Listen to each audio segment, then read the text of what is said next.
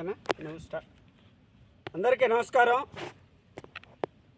దేశ ప్రజల జీవితాలలో వెలుగులు నింపాలని మన ప్రీతమ ప్రధాని నరేంద్ర మోడీ గారు GST 2.0 విధానానికి రూపకల్పన చేసి నేటి నుంచి దేశంలో GST 2.0 అమల్లోకి వస్తున్నందుకు దేశ ప్రజలందరూ తరపున ప్రీతమ ప్రధాని నరేంద్ర మోడీ గారికి శుభాకాంక్షలు తెలియజేస్తున్నాను.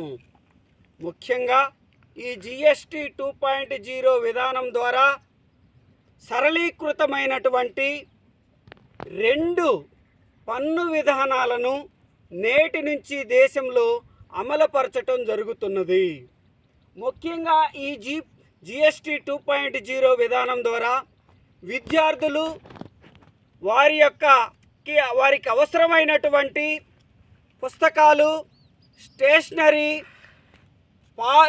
పిల్లలకు అవసరమైనటువంటి పాలు, పన్నీరుపై 0% ట్యాక్స్ విధించి దేశ యువత యొక్క హృదయాలను ప్రీతమ ప్రధాని నరేంద్ర మోడీ గారు చూరుగున్నారనటంలో ఎలాంటి సందేహం లేదని మీకు నేను తెలియజేస్తున్నాను.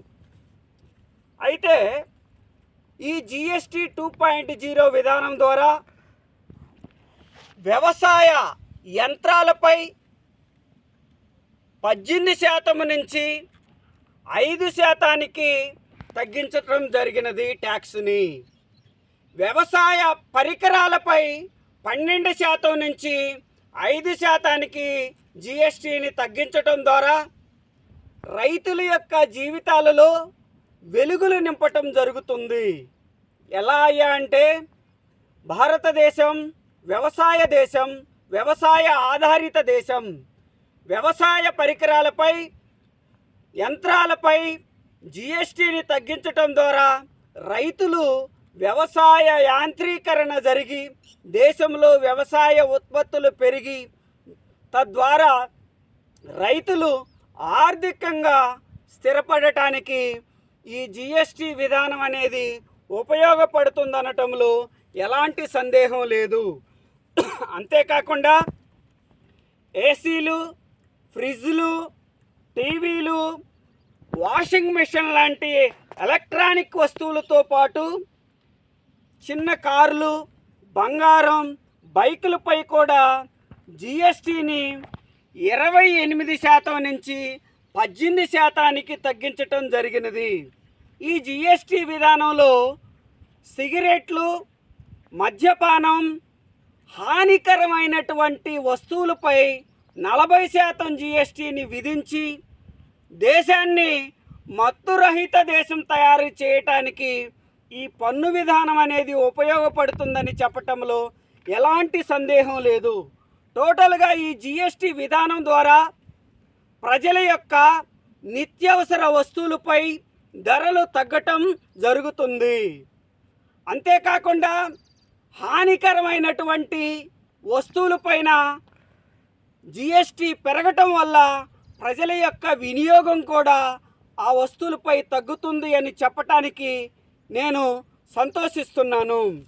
అంతేకాకుండా ఈ ప్రజల యొక్క వినియోగ శక్తి పెరిగి ఆర్థిక వృద్ధి అనేది దేశం చెందుతుంది అని చెప్పటంలో ఎలాంటి సందేహం లేదు.